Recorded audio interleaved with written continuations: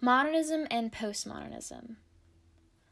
Modernism roughly began in the 1900s and ended somewhere around the 1940s. It began as a rejection to the industrialization and urbanization. Writers rebelled against traditional clear-cut storytelling and phoematic verse. Many modernists wrote styles that included fragmented stories, free verse, numerous points of view, stream of consciousness, and an exploration of many cultures. These tactics were used to convey the scattered state of society that the author experienced. Emily Dickinson, who is known as the mother of modernism, and Walt Whitman, who is known as the father of modernism. The birth of modernism. Emily Dickinson's influence. Dickinson never titled her poems because of her belief that a poem should be without ending. Each of her poems can be unified into one. They are continuous. However, the reader views each poem independently, creating a discontinuous narrative. Emphasized institution and strong feelings stimulated by the image created by words in the poetry, which is in accordance to the belief of imagism. Walt Whitman's influences. First major poet to write in free verse, which was utilized over 50 years later by Ezra Pound and other imagists as a prime tenet of modernism. Whitman was an experimental poet and aligned himself with the constantly shifting experiment of American democracy. Whitman's Americanism was later adopted by modernism poets such as Robert Frost, Wallace Stevens, and William Carlos Williams. Now we'll move on to after the deaths of Dickinson and Whitman. So imagism came about in the early 1900s and was considered a subgenre of modernism because it concerned itself with creating imagery and sharp language. It also emphasized simplicity, clarity of expression, and precision through the use of exacting visual images. The main founders of imagism were Ezra Pound, Hilda Doolittle, who signed her name H.D., and Richard Allington. They all met in London where they became friends and discussed changes in poetry. Hilda Doolittle later married Richard Allington, and in her first publication, her first imagism publication, she signed HD Images. So she was the first one to term imagism in a publication. They later published the three main tenets of imagism after they discussed it and agreed upon it. One being direct treatment of the thing, whether subjective or objective.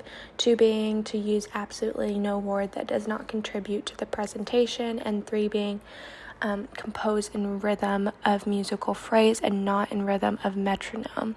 So again, the main focus was to recreate the physical experience of the object through words. It was considered modernism for its rejection of Victorian poetry, which was typically narrative in nature. It also was mostly shorter poems that forced the author to use precise word choice, creating more rich and direct diction. And then we also have William Carlos Williams, which alongside Ezra Pound was one of the main founders of imagism or modernism.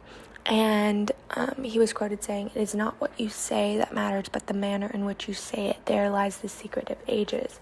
So after becoming friends with him, he eventually split apart from Ezra Pound and came up with his new American poetry that was centered around circumstances of life and the lives of common people. He did this after experimenting with new techniques of meter and lineation. So again, the experimentation of the modernist time is evident. Next we have a poem by Ezra Pound in The Station at the Metro. The whole poem is only 20 words in length and is meant to evoke a busy subway station and petals on a tree. It's juxtaposing urban life with nature, and it blurs the speaker's grasp on reality and imagination. After World War I, ideas of delusionment grew. Famous poets moved overseas, and Paris was home to literary sounds. Poets such as Ezra Pound, James Joyce, Gertrude Stein, Mina Loy, E. E. Cummings, Hart Crane, William Carlos Williams. Famous works from the Modernism era, such as Heart of Darkness by Joseph Conrad, The Wasteland by T.S. Eliot, Ulysses, a modernist novel by James Joyce, and As I Lay Dying by William Faulkner. First tipcast poem was actually a poem by Emily Dickinson. The name is not really a name because she never really titled her poems, but the first line of her poem was "One Day Is There" of the series. It's actually about Thanksgiving. However, this poem really takes a skeptical, humorous tone, which is a staple of modernism. She puts quotes around Thanksgiving Day, kind of saying, you can call it that if you want, sarcastic, kind of playful with her audience. And then after the line reflex holiday, she kind of shifts to a more riddled tone that reads like this: had there been no sharp subtraction from the early sum, not an anchor or a caption where there once a room, not a mention whose pebble wrinkled any sea onto such, where were such an assembly to were Thanksgiving Day. She also has an interesting capitalization in her poem that was not seen in previous poetry. So you can tell that she's really experimenting with different literary styles, which was the main focal point of modernism. The most common answer to what is postmodernism is a rejection of the possibility of absolute truth. Postmodern writers, artists, architects, composers, etc. believe that it is impossible for one answer to be correct in every situation. In their works, they explore and question the thoughts and ideas that had been previously taken for absolute truth in an attempt to expose them as the mere human constructs that they truly are. This perspective often manifests into works that contain unreliable narrators, unrealistic or impossible plots, paradoxes, dark humor, metafiction and meta-narrative, parody, and pastiche, taking ideas and styles from previous writers and works and combining them to create something new. The postmodern perspective and all of the literary techniques that go into it create stories that are intentionally written to have more than one possible interpretation. For a postmodernist, anything could have multiple meanings or even no meaning at all. Not all questions have answers. And now, a bit of history. Postmodernism became popular after modernism, obviously, which came right around the end of World War II.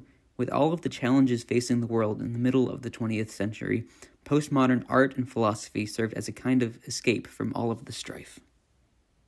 One of the most famous postmodern poets was Allen Ginsberg.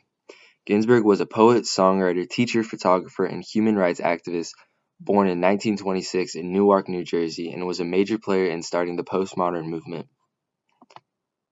Some other famous postmodern works include Infinite Jest by David Foster Wallace, Naked Lunch by William Burroughs, Gravity's Rainbow by Thomas Pynchon, Catch-22 by Joseph Heller, American Psycho by Bret Easton Ellis, Fear and Loathing in Las Vegas by Hunter S. Thomas, Labyrinths by Jorge Luis Borges, Lord of the Flies by William Golding, Molloy Malone Dies, The Unanimal by Samuel Beckett, House of Leaves by Mark Z. Danielewski.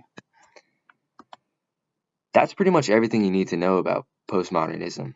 Or is it? Well, likely, postmodernism itself, it's up to its own definition for debate and interpretation. How the tipcast relates to postmodernism. So for our tipcast, the poem we did was Footnote to Howl by Allen Ginsberg. And in our tipcast, we stated that the poem proceeds to celebrate in remorse, personal freedoms, and breaking from the social norm, which fits into the postmodernist ideology as it encourages one to base values on feelings. Another example that we had was in the poem we saw a shift on the line 6 where it is stated, the bum's as holy as the seraphim, which turns the poem from talking about the holiness of people and the world to sarcasm, which connects with postmodernism as it's ironic and paradoxical that Ginsberg would state things as holy, but in his eyes, he finds them holy. So our last slide has a direct comparison, modernism versus postmodernism. And in the middle here, we have the rejection of an ideal or previous movement. We know that modernism rejected industrialization and urbanization and rebelled against this clear-cut storytelling or narrative. And we know that postmodernism was a rejection of the ideal of the possibility of an absolute truth. We also know that both movements were up to great interpretation, and it was personal to each creator. This really developed, the ability for a challenge in the traditional beliefs, and it also caused a lot of intermingling between these two movements, since it was person to person on how they experimented with these new literary devices and styles. And lastly, we have Miss Marilyn Monroe waving us off. So thank you for listening, and we'll see you later.